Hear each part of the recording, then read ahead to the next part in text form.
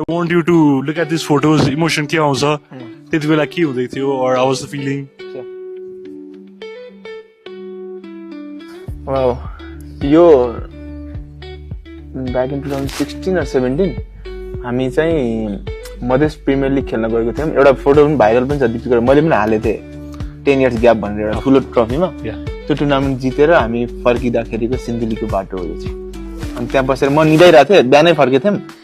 के भएको भने हामी 4 बजे हामी हिजो म्याच खेलेर अनि साँझ 7-8 बजे हामी जितेको थियौँ फाइनल सेलिब्रेट गरेर। त्यसपछि ढिलो सुतेको थियौँ अनि 4 बजे उठेर निस्केको। अनि निस्किँदा मैले बाइक राइड गरिरहेको थिएँ अनि मलाई निन्दा लाइलाई चलाइरहेको थिएँ। म झ्यापझ्याप गरिरहेको थिएँ अनि दिपीले रोक बसौँ भनेर बसेर धेरै मेमोरी छ दिपीको मेरो। धेरै ट्रफी पनि टुगेदर छ हामी दुईजनाको होइन। आई थिङ्क 16-17 ट्रफी टुगेदर भइसक्यो होला अहिलेसम्म, सँगै खेलेर सँगै जितेको होइन।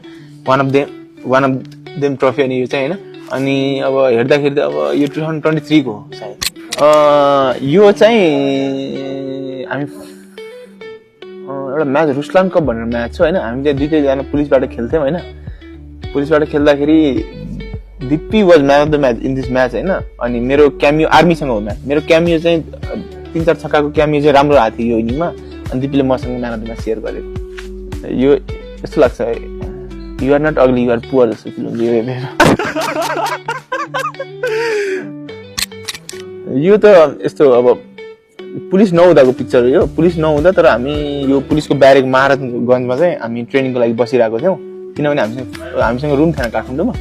अनि हामीलाई पुलिसले चाहिँ त्यही ब्यारेकमा राख्नुभएको थियो। अनि त्यतिखेर चाहिँ अब त्यो दाईहरूको कपडाहरू चाहिँ यस्तो फोटो खिचेर हालौँ न त भन्नेवाला हो यो पिक्चर चाहिँ दुईजनाको। Good picture. यो चाहिँ कमल सिंह आइडीको दाईको बिहाको पिक्चर हो। किशोर दाईको बिहाको यो चाहिँ पिक्चर हो। यो चाहिँ रिसेन्टली वर्ल्ड कप क्वालिफाई भएको पिक्चर। दिपी जोराहरू मेरो one of the good memory अब भनौँ।